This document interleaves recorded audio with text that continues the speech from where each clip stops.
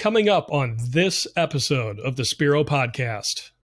So when they hear that, they have a negative, thought process on that. They don't want to be sold to, they don't want to sell to others. But if you take yourself out of that extreme mentality on that side of things into more of the consultative selling, then one, your fears are going to go away. Welcome to the Spiro podcast, managing your real estate photography and videography business. With your hosts, Todd Kivimaki and Craig Magrum. Hi, and welcome to the Spiro podcast, managing your real estate photography and videography business. Spiro is a software platform. It's designed to help you manage and run your day-to-day real estate media business and ultimately really help it to scale up as well. I'm Craig Magrum. Thanks for joining us this week. And this week, we do not have our fearless leader, Todd Kivimaki, but we do have two other faces that you have seen before and or heard before if you're listening to the audio podcast, and I'll introduce them in just a second. We got a great topic for you this week, and some voices of experience to share with you on this topic. But before we dive in, just wanted to give you a quick update on the Spiro Sync conference that is coming up in January. We still have room for you to attend, only 150 spots total. The VIP experience has already, that sold out almost immediately, but we still have some room for you to come and join us in Dayton, Ohio. And you can find out more by going to spiro.media. And in the top nav bar, there is a Spiro Sync 26 link that you can click to find out more. And we'd love to have you join us and meet us in person. So that's really all we've got in terms of Spiro updates this week. Todd will be off this week and next week, and then be rejoining us. And we're heading into Vegas and the Rep Conference and the PMRE Conference. Lots of great times to get together and exchange ideas. So, all right, that's going to do it for announcements. Let me introduce our guests / co-host, Steve Musser, VP of Sales and Marketing. Did I get the title right? Not that you care about titles, Steve. The business card says director of sales and marketing, but you can call me whatever you want to. Right. Of Wow Video Tours, and also Chris Voge. He is our sales manager, business development manager for Wow Video Tours. Steve and Chris, thanks for joining me this week. Yeah, thanks, Craig. Thanks for having us. Yeah, absolutely. Well, whenever the three of us get in a room, the topic is sales. And I'm constantly seeing questions in Facebook groups related to real estate media about different sales techniques and how to, develop your business and how to approach people and get your business running. And there's a lot of anxiety around the subject of sales and business development. And so we wanted to pick your brain, and the topic, the way we're going to kind of couch this is not selling sells. That overall agreement, disagreement. What do you think, Steve? Yeah, no, I agree 100%. So sales, I think, is one of those things that when a lot of people hear it, they either, if you're not in sales, you kind of cringe, or if you're in one of those positions that's kind of tiptoeing in and out of sales, you kind of cringe on that side of things. So I know it's something that can be a little bit intimidating on that side of things, but I agree with that, because you don't have to approach it from your stereotypical like used car salesman approach to be in sales. Anything that you're doing that build relationships, connect with people, get them what they need, and it's going to further their business, that is sales. So not selling is sales. Right. Chris, your thoughts overall, what do you think of when you hear the word sales? Yeah, it's interesting because we were actually meeting with a photographer earlier this week, and he was talking about, he's like, I don't like selling. I don't like getting out there. And he had the old traditional, that hardcore, what you see on the movies kind of pitch man sort of thing where you trick people and stuff like that. Yeah. And I don't like that either. And so basically we had to explain to him that there's the term selling can have different meanings, and that hard close trick, like be slick and this crazy verbiage and stuff like that. especially in this business, because you're talking to other salespeople. It just doesn't work. So you have to go with a different approach for sure.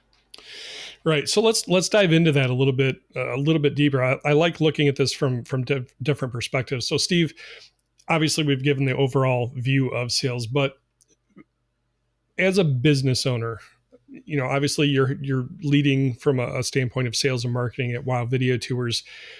Your experience, kind of like what Chris just referenced in speaking to another business owner, what has your perception been from business owners when you're talking with them, seeing them start their own business? What do owners usually think of when they think of sales?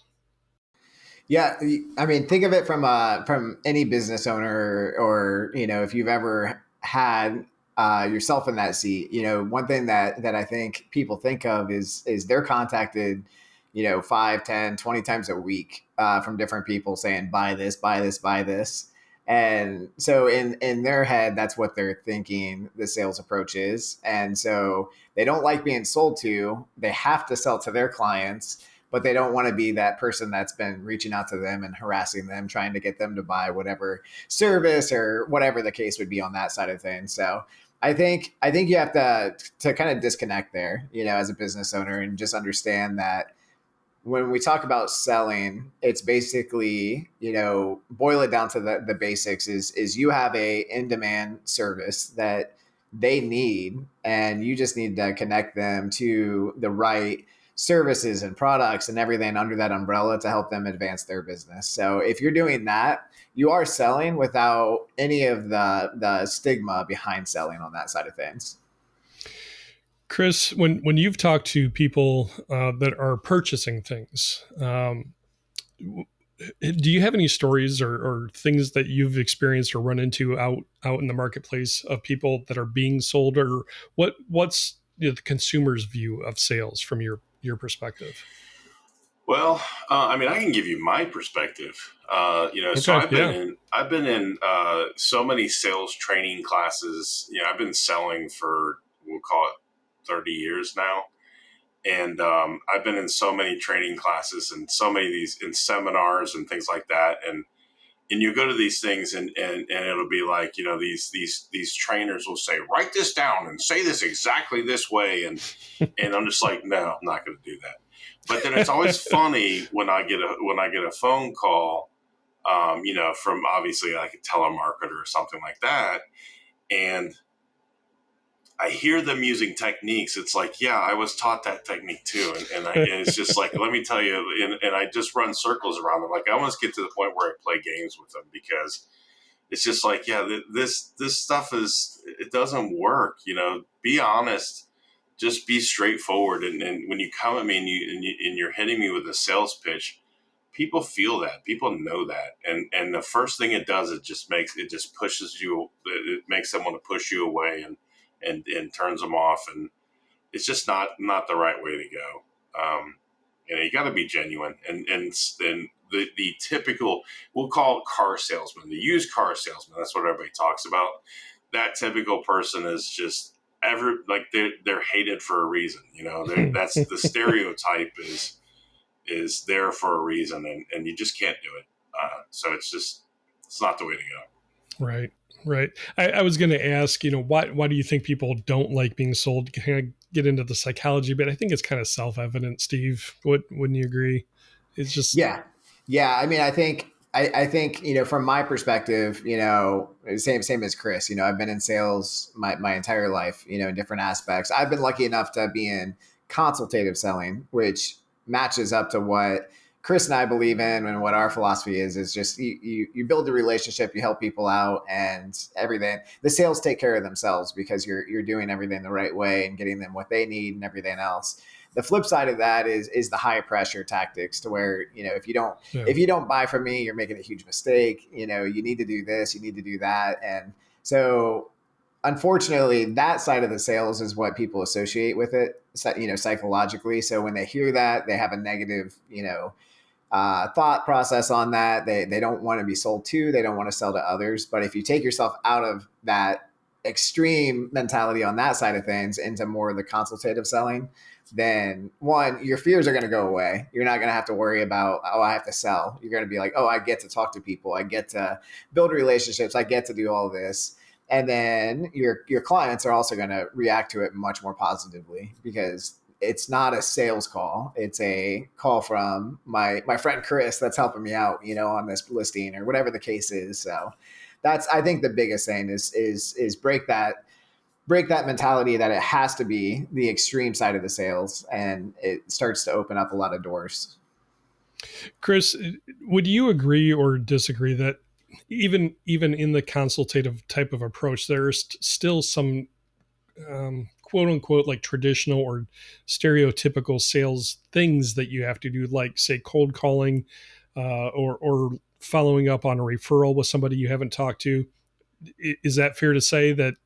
Yeah, I think it's fair to say. I mean, because in this business, I guess you could never cold call, but then then you're not really selling in any way. You're hoping that people refer you and things along those lines.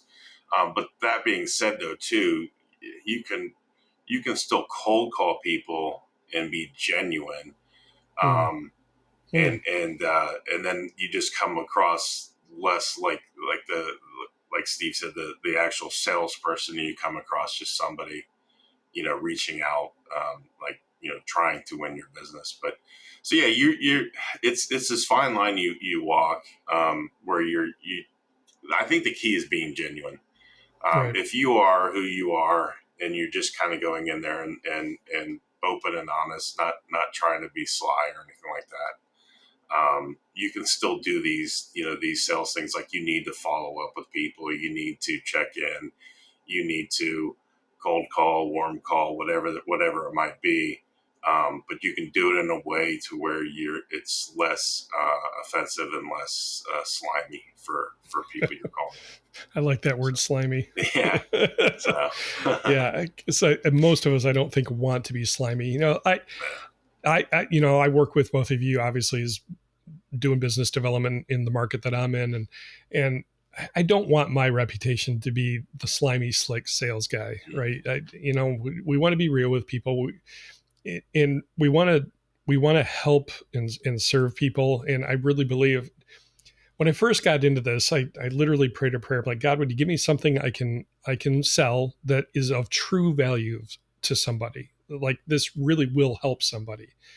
And at least from my perspective, I feel like I can't really sell something with a clear conscience unless I truly believe that what I'm selling is really going to serve somebody well. And when you truly believe that, then you can come through as an authentic person and genuine, and not the slick, slimy type of personality where, yeah, you're trying to sell a used lemon of a car or something like that. Steve, I kind of want to, I like top three lists, or like 3 points of action. So we've kind of gone through the overall psychology of selling, but it's not selling because not selling sells. That's the overall arching theme here. So can you share your top 3 ways that you sell by not selling? A story, a certain approach.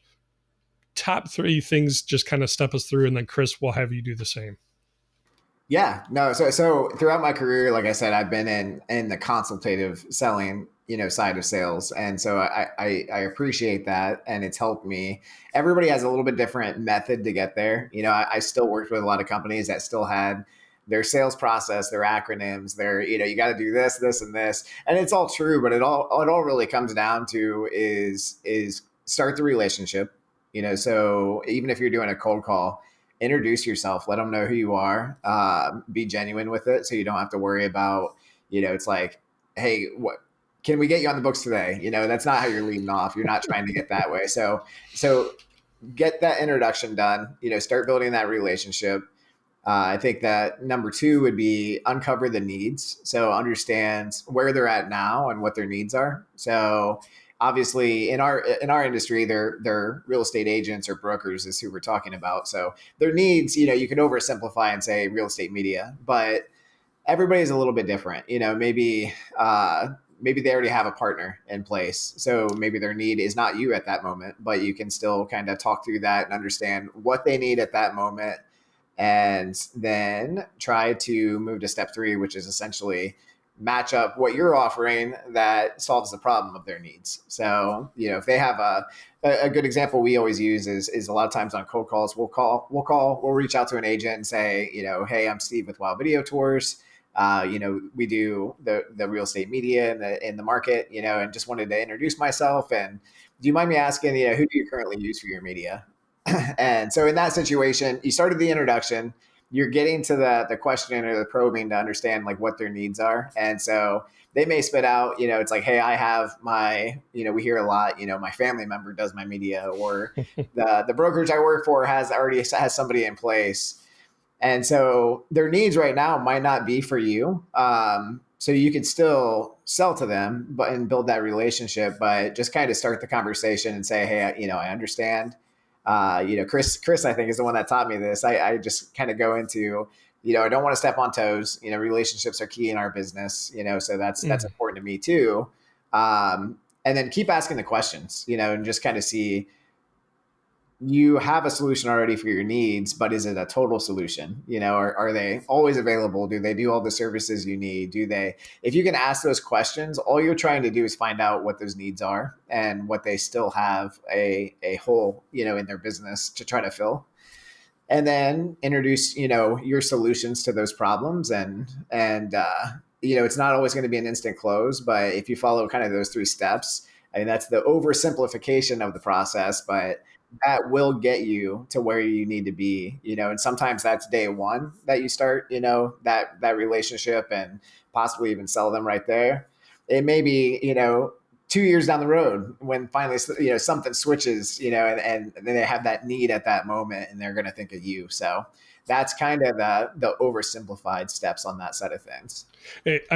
You touched on the number one question I had is this all in the first call that you're doing? That first cold call, are you trying to uncover the needs immediately there, or are you asking for an appointment to meet with them in person to talk through those things? What has worked best for you?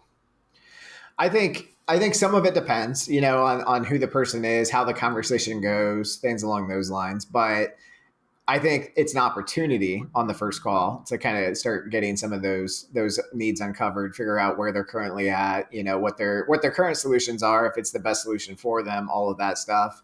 Mm-hmm. It's gonna vary. It's not a silver bullet. Sometimes They'll do that right on the phone. Sometimes, especially if you know the person, but you haven't had a chance to connect with them on a business level at that point, and they're more personal, or they want to sit down and discuss, you can offer that. So you kind of carry that, and some of the conversation will kind of dictate where that goes to. If they're like, hey, it's not a great time right now, you can follow up with, hey, can we meet in person? Can I stop in? Can I buy you lunch? Can I take you to coffee? That there's a lot of avenues there. So it could be on that initial call, but that might just be step 1. And then you continue on. And even that, to get to a good conversation where you start getting more of that uncovered, that might be, a month, 6 months, a year down the road until you can get to that point. But you start with 1 and kind of work through, and that timeline is going to vary a little bit. But if you can do those, then your business is going to show the benefit of that. Right. So you've kind of mentioned in passing a couple of times, this isn't necessarily an immediate response type of approach. It can take time, and we need to be patient with that. Yes, be patient.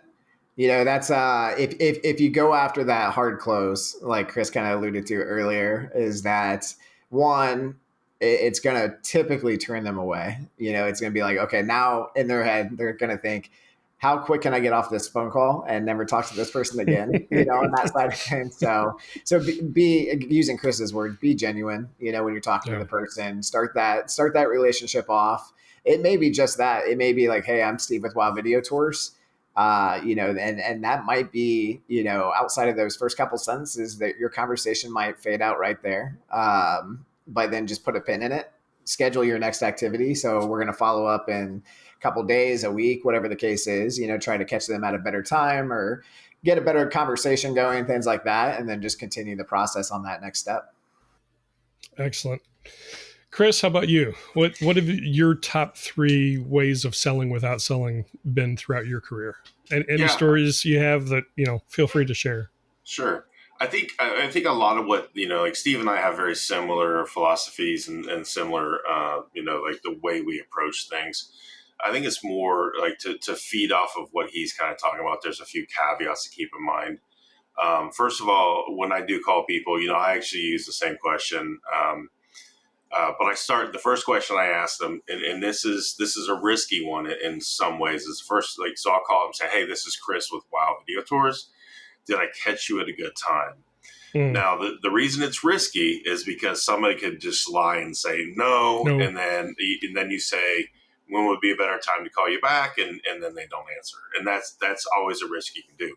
But if you call somebody and they are in the middle of something and then you just go into your agenda, they're going to get angry. They're going to kick you and then that sort of thing. So I genuinely ask that.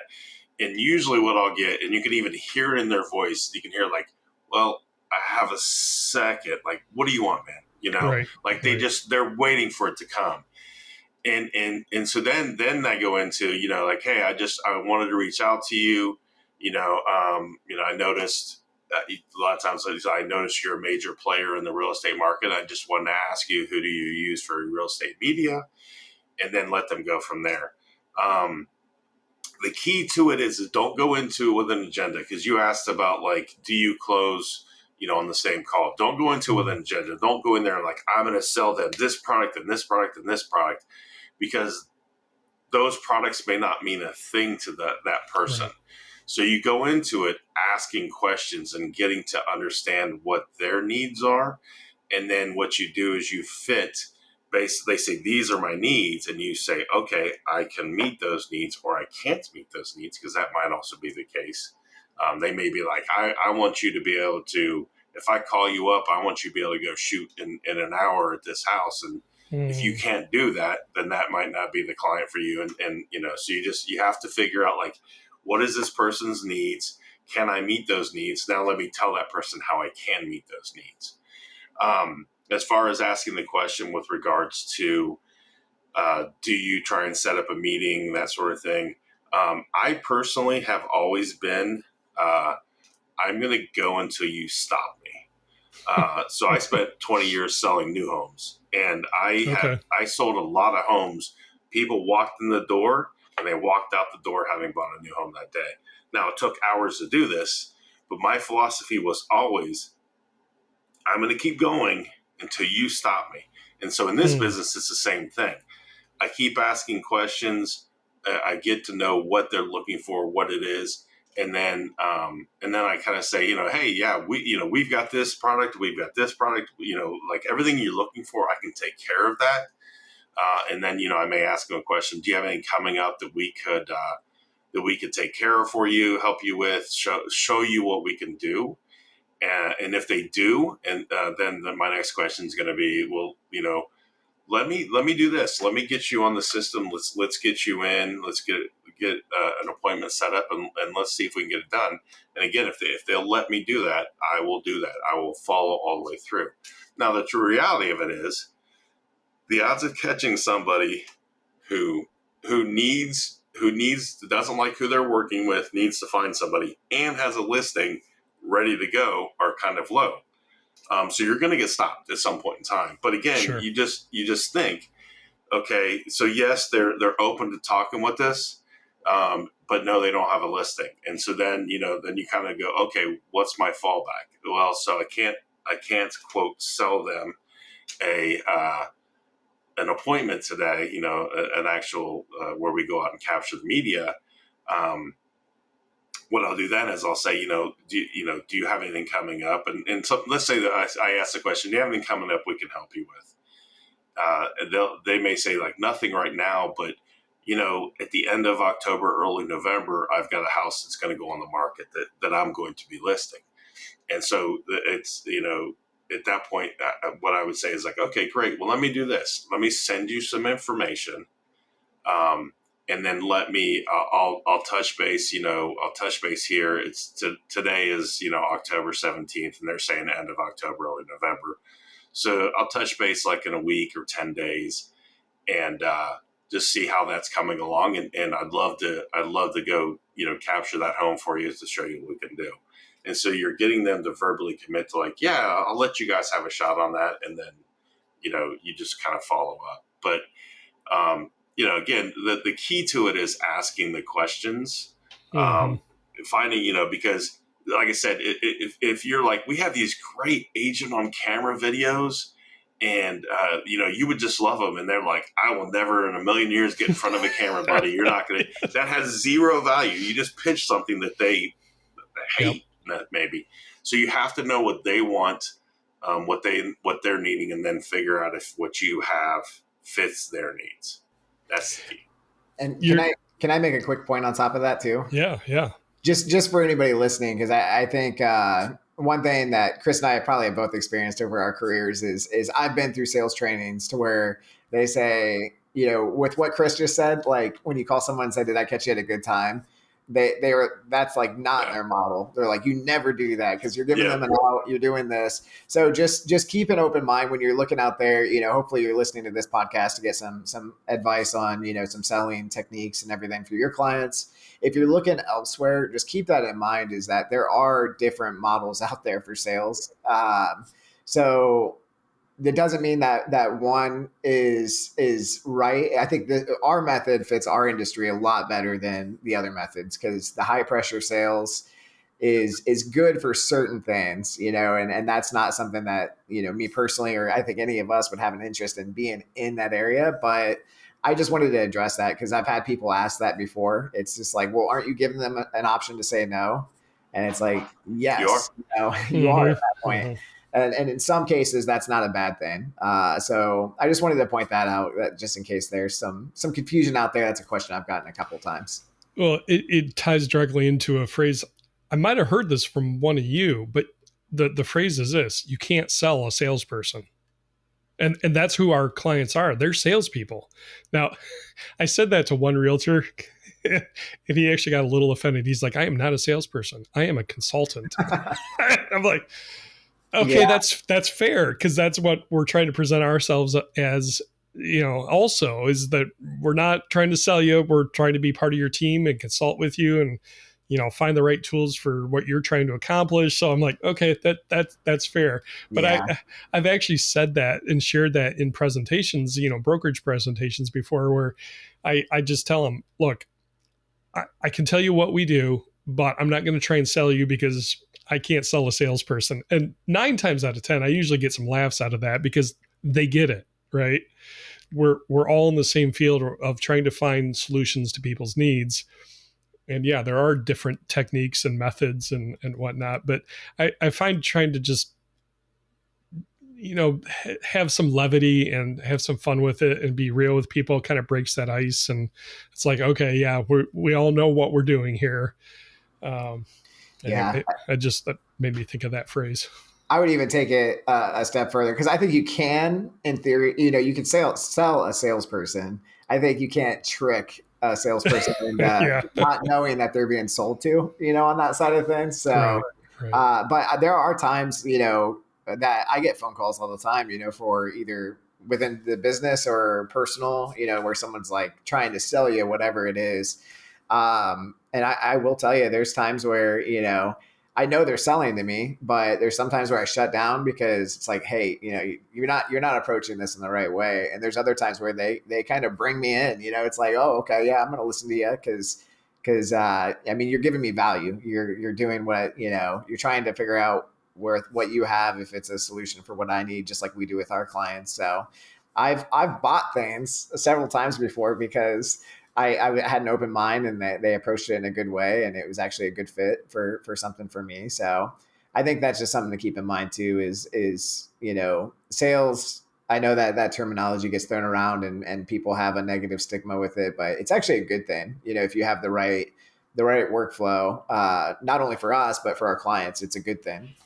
Chris, would you have any advice for somebody, say somebody is an introverted type of personality and they get a lot of anxiety over this whole subject of sales. They love what they do. They love, the real estate media that they're shooting, and they really do want to see their business grow.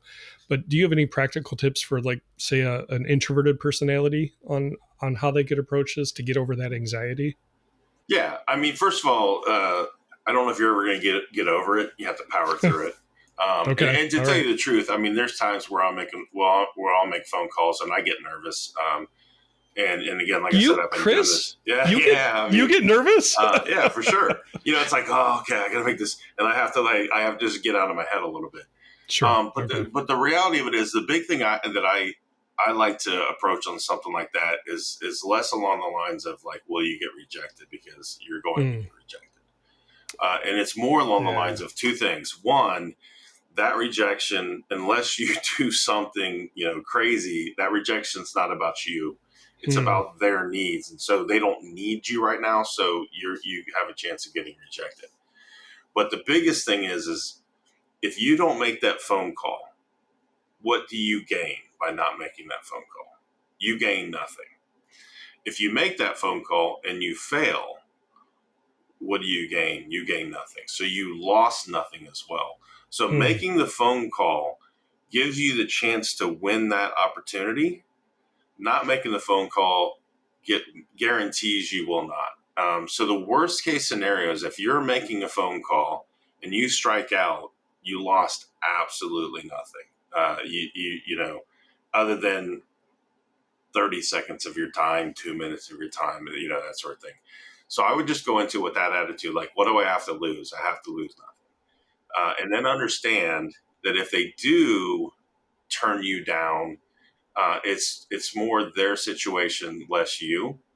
And then finally understand that this business is a numbers game, because obviously, you look at what we do, market share. I mean, there's in some of the markets we were looking at, like we were looking at numbers yesterday, Steve and I were, and in my market, in 9 months there were 30,000 listings. And so it's kind of like, I can't shoot all 30,000 listings. Right. And so, you know what, if I strike out with this person, there's plenty of other agents out there that I can click with or find that has a need or whatever the case may be. And I'll find them. There's plenty to go around. It's fine. And you just keep trying, keep plugging along. Steve, something Chris said, he mentioned phone calls specifically. What are your thoughts on phone calls versus, say, emails or other digital ways of reaching out to people? Is there one that's better than the other, or is it more of a personality type of thing? I think all of them are important. Because Okay. if you do all phone calls, then you're not going to be as effective as you were if you did a mix of other things. Same thing with email or anything like that. So I don't think it's a one size fits all on that side of the equation. Okay. I do think that in general, though, you don't want to fall back to doing emails because it's an easier, no contact way to get a hold of people. Yeah. The email should supplement everything else that you're doing and not be, a dedicated. That's a trap that I think some people fall into. It's like, hey, I'm nervous to pick up the phone and call this person, so I'm going to send an email. So right. Don't go into it with that approach, but you also can't just do one thing and expect to get the same results as having a variety of contacts out there, because our method, what's brought us the most success is just being consistent is the biggest thing. So like Chris said, you're not going to win every person on a phone call, on the first phone call especially. It could take time and everything else. So one thing that we've done that really shapes the business is always have that next contact scheduled for everybody. And that can vary. If you call somebody today and there's some interest there, but there's no need right now. So you say you follow up and say, hey, I'm going to send you some information and I'll reach back out next week, just to make sure you got everything, see if you have any questions and kind of go from there. So that could be the next step. Sometimes it could be, hey, I'm using XYZ for my media and I'm extremely happy with everything. I don't want to switch. I'm not interested. You can still have a next point. You can say, Chris and I were just talking about this the other day too, but you could say, hey, I get it. I understand that. I'd love to send you some information still just in case things change, or if you ever need a fill in, or there's a service maybe that they don't help you with or they can't offer. And then you can push that next contact, 3 months down the road, 6 months down the road. It doesn't have to be in the next couple of days, but I think that's probably the most important thing, is just having the consistent follow through. Because if you call 100 people today and they, let's say most of them say no, and that's the last contact you have with them, you're not going to get those people. But if you Right. continue the follow up, maybe you convert 2% right off the bat, out of 100 phone calls, and you get 2 new clients. That's great. But then the other 98, if you keep that conversation going over the next year, you might close 50 of them. It's just a consistency game on that side of things. Right. Staying consistent with the touch points, but mixing up the methods of those touch points. I would say you want to be consistent without being annoying. That's Yeah. the line that you want to balance on that side of things. So I'm not Right. saying call them every day for the next 2 weeks and be like, what about now? What about now? It's just to have that next step out there and use judgment. When you talk to somebody, you'll get an idea of what the appropriate follow up will be, because you don't want it to be too far out, but you don't want it to be too soon either, or Right. too common. So you kind of have to use your judgment on that. And I think that's something that kind of sharpens as you go. You get a little bit more of a sense on that as far as when the next step would be the most appropriate. Having some sort of system in place too to help you keep track of those follow-ups is really a good idea. Some sort of CRM or something where the term I heard early in my career was like a tickler file. So, every day you're bringing up a new file and what do I have to do today?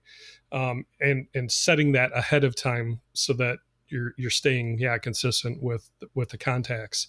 I can't help but think of mixing up the methods of reaching out to people as well from a videographer standpoint. One of the things that we do is no shot that we take should be the same type of shot back to back. Like say we're doing a push. Okay, I'm going out of sales mode now into videographer mode. If we have a push into a room, we shouldn't have 2 pushes in a row. Just keep things fresh, keep things different, and perspectives changing, and it keeps the person engaged and interested. So maybe it's the Instagram method, maybe it's an email, maybe it's a phone call, maybe it's a coffee invite. Mix up and just be consistent in the contacts, but be present in your market and be consistent in your market. And listen to what the clients say too. That's one thing. For example, we get this a lot. You'll call somebody, they don't answer, it goes to voicemail, and it says, "Hey, for a faster response, text me." Yes. They just gave you permission to text them, and they just said, "It's better for me if you text me." On that side of things. So also do that. Like we got out. Some organizations they're kind of driven as far as like you must do 50 calls a day. You must do this and this and this. We've gotten out of that, and we've kind of leaned into our people's strengths, on what they do best, what they're comfortable with. And there's still some requirements. It's not the wild, wild west on that side of things, but it is something that you'll be a lot more effective of, because, in past experiences, I've been in that seat, and it's like, hey, I know if I text so-and-so, I'll get a response, but I have to get these 50 calls in. So I'm going to call them instead. And so you're basically doing an activity just to do an activity and not actually intentionally doing something that's going to bring value to them and then also yourself. Chris, you smirked a little there. Well, So I've seen businesses where it is like Steve said. It's basically like you have these activities, and then it goes back to the 1970s era activity-based management, where it's like for every 100 calls you get, you're going to get 10 appointments. For every 10 appointments, you're going to get 2 sales, and so make 200 appointments, you get 4 sales, and their activity is the only thing that you can directly control. So there's some validity to that, but again, that was back in the 70s when people, you could sell to people, the old-fashioned term. But the reality of it is I say call because my first point of contact typically is going to be a phone call, because it's just like the phone call is the easiest way to go from A to Z and it's an extension. Like texts and emails can have breaks and things along those lines. But to Steve's point, If somebody says for faster response, text me, they're basically saying, I want you to text me. Don't leave me a voicemail. So I don't leave them a voicemail. I send them a text. So you need to kind of go off people's strengths and things like that. But and then I was the varying things up. Even like I agree with Steve. Vary up phone calls, texts, emails, social media, whatever the case may be. That's great. And I would definitely shy away. Like Steve talks about emails. Emails are easy, but it's kind of funny because I get a lot of emails, and I open up an email and I'll say, just following up on, and I stop right there because it's like, so basically you're saying you sent me an email and I didn't respond. And now you're just following up on that email that I didn't respond to. And it's like, if you can't put more effort into just obviously just, flinging out hundreds of emails, I'm not even going to look at you. And I literally, like, I read that, I'm just following up on, and that's as far as I read that email. So, you have to utilize them in different ways. Like if you call somebody, leave a message, maybe you send them an email, that day or a day later or whatever, to just kind of say, hey, I left you a message. Here's some information, whatever the case may be. Especially with existing clients, you definitely mix that message up. It's like however often you want to contact them, don't call them every time. Don't text them all the time. Don't email all the time, but kind of put some variety in there to mix and match it up for sure. And I think that's important too, is the outreach, regardless whether it's call, text, email, in person, whatever the case is. I think that one of the big takeaways for anybody that's trying to get sales going in their company is stop thinking about yourself and think about them. So what value can you add to their life? Instead of saying, hey, I want to meet to discuss these things or something like that. Try to flip the script, and say, like, what can I put in this message or this phone call or whatever the case is? Like, what, focus on the benefits and the value that come from it that you can offer them versus asking them to give up their time for something they don't even know what that means for them at that point. So if you can think of that, and it's simple, just kind of put yourself in those shoes, when you're crafting a message or something like that. If I got this message, would I respond to it? Does it pique my interest? Does it do these things? And if you could say yes, then that's a strong message to send out to everybody. One thing that I've done, guys, that we haven't touched on, and I don't know that I can show any like hard proof or results of the effectiveness of this, but it ties into being genuine with people, is connecting with clients on social media or prospective clients.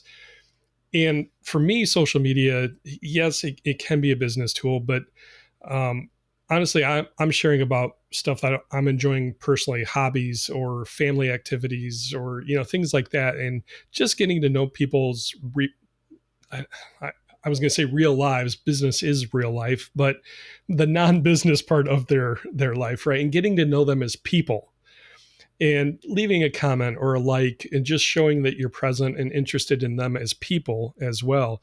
And that can help build rapport.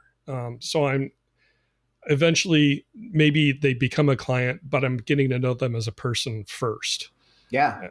I think that follows the process or the thought, is that they may not have a need when you first make contact or they first hear about you, but the more you do that, the more you do, in business outreach and everything, but even on the social side, personal outreach, if you're following their business page, congratulate them on a listing, things like that.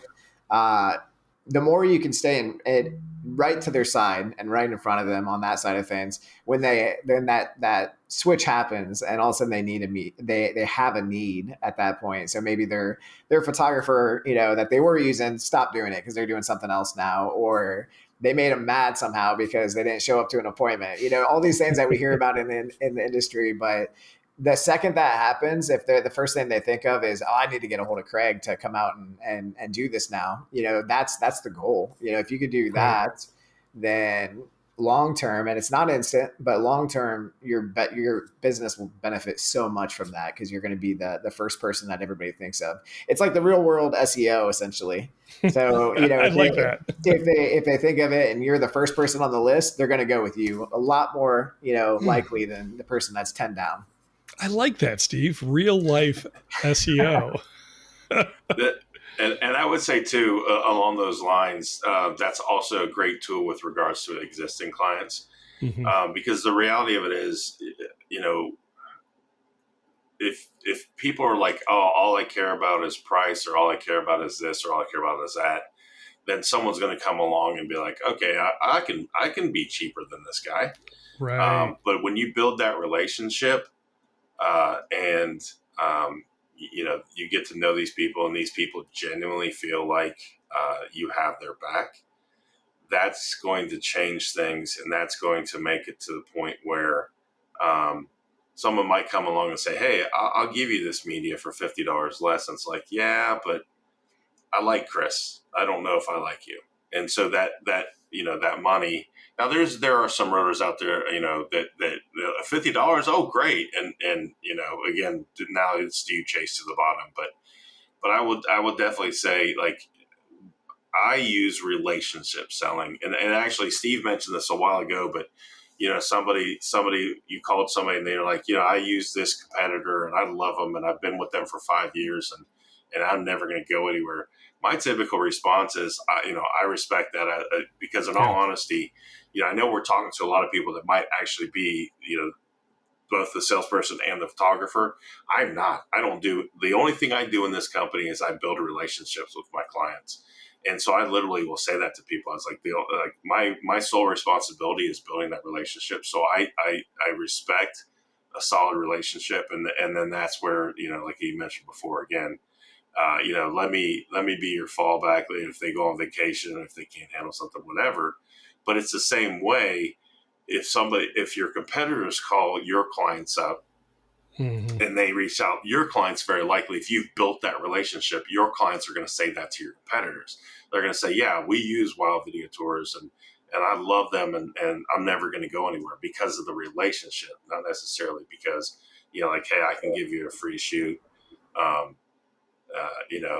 then all of a sudden that, they're like, well, yeah, you can give me that free shoot, but I still work with so-and-so. So that has a limited value to it if you've built that relationship and that relationship is strong. That's excellent. Excellent. Guys, thank you so much. I think that gives a good summary of how you can develop business without selling. And just appreciate the real life examples. So our guests again, Steve Musser and Chris Voge from Wow Video Tours. Gentlemen, appreciate you. Thank you so much. Thank you. Yeah.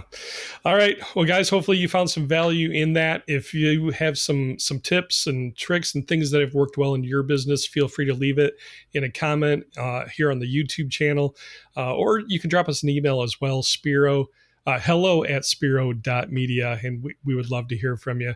So just real life examples of how you can sell without selling, and that it works. People buy from people they know, like, and trust, and it just takes time to develop those relationships, but that's what it's all about. So make sure you take some time this week to be thankful for the blessings. Make sure you take some time to breathe. That's what Spiro means, breath. And next week, we're going to have Shannon Landers on from Spiro, going over the third quarter review and also a fourth quarter forecast. So that's coming up next week. We appreciate you. Have a fantastic week. Take care. Thank you for joining us for the Spiro Podcast, Managing Your Real Estate Photography and Videography Business. This is a production of Spiro and Wow Video Tours. You can find out more about Spiro's real estate media business management software at our website, spiro.media.